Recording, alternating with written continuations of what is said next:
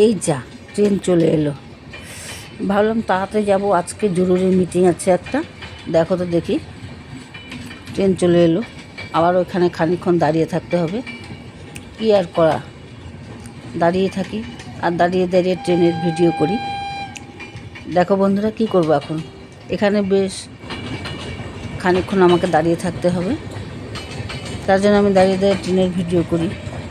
কি করা যাবে, তোমাদের সাথে শেয়ার করতে পারবো।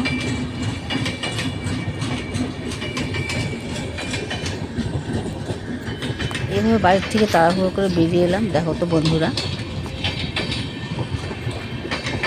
ট্রেনটার জন্য আমার আরও কিছুটা সময় দাঁড়িয়ে থাকতে হবে এখানে, এমনিতে লেট হয়ে গেছে।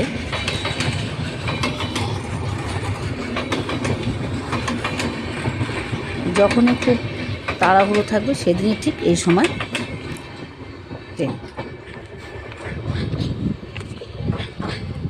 যাকে একটা গেল, বোধহয় আরও একটা ট্রেন আসবে, তার জন্য আমাকে আরও কিছুক্ষণ দাঁড়িয়ে থাকতে হবে। দেখতে পাচ্ছ বন্ধুরা, একটা না দুটো ট্রেন চলে গেল, আর অতটা সময় আমাকে এখানে দাঁড়িয়ে থাকতে হলো।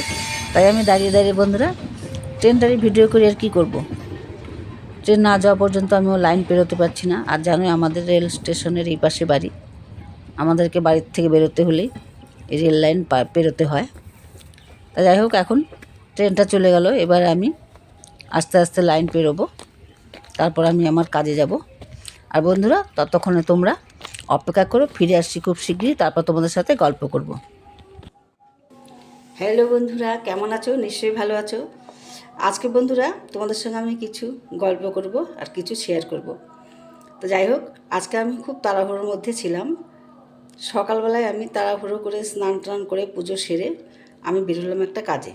যেতে গিয়েই বাধা, জানোই তো আমাদের রেল স্টেশনের এই পাশে বাড়ি, আর তার জন্য রেল লাইন পার হয়ে যেতে হয়। যেতে যেতেই এসে গেল ট্রেন।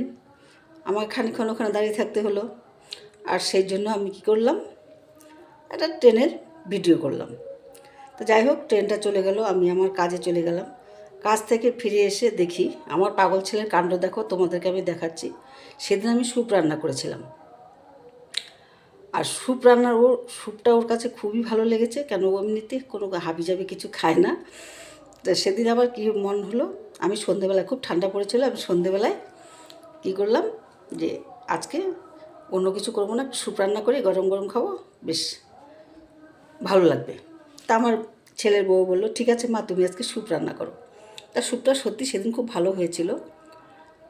তা আমি স্যুপ রান্না করেছি, আর তার জন্য আমার ছেলে কি করেছে দেখো, ও স্যুপ, মা তুমি আরও একদিন স্যুপ রান্না করো। এদিকে আমার বৌমা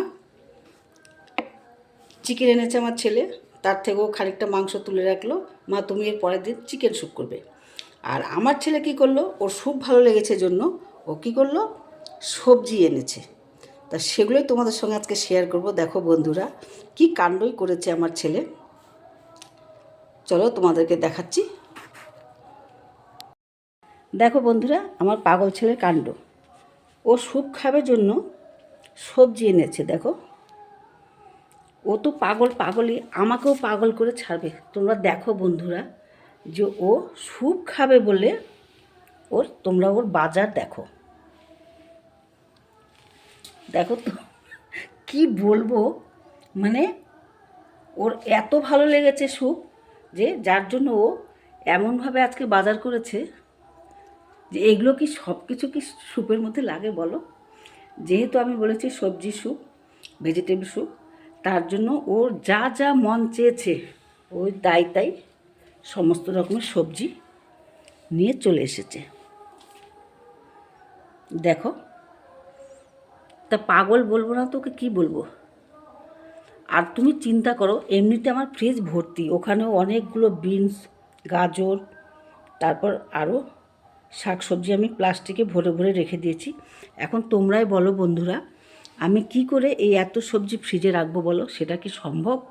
এমনিতেই আমার ফ্রিজটা ছোট, তার মধ্যে দেখো কি করেছে কাণ্ডটা। এগুলো আমি কি করব, কোথায় রাখবো? আর একদিন দুদিনে কি এগুলো খেয়ে শেষ করা যায় বলো? আমাদের বাড়িতে এমনি মানুষ একদম কম, আমরা মাত্র 3টি প্রাণী, আমি, আমার ছেলের বউ আর আমার ছেলে। তা তোমরাই চিন্তা করো, তোমরাই বলো এগুলো কি ফ্রিজে রাখা সম্ভব বলো? এত সবজি আমি কোথায় রাখবো? এখন কি করো, কি করা যাবে আর? এনেছে, ওকে স্যুপ বানিয়ে দিতে হবে। তো যাই হোক, আমাকে এখন মনে হচ্ছে যা দেখা যাচ্ছে আমাকে রেগুলারই স্যুপ তৈরি করতে হবে। তা যাই হোক বন্ধুরা, তোমাদের কাছে ভিডিওটি কেমন লাগলো? ভালো লাগলে প্লিজ একটি লাইক করে দিও। আবার দেখা হচ্ছে পরবর্তী ভিডিওতে। ততক্ষণে তোমরা সুস্থ থেকো, ভালো থেকো। ধন্যবাদ।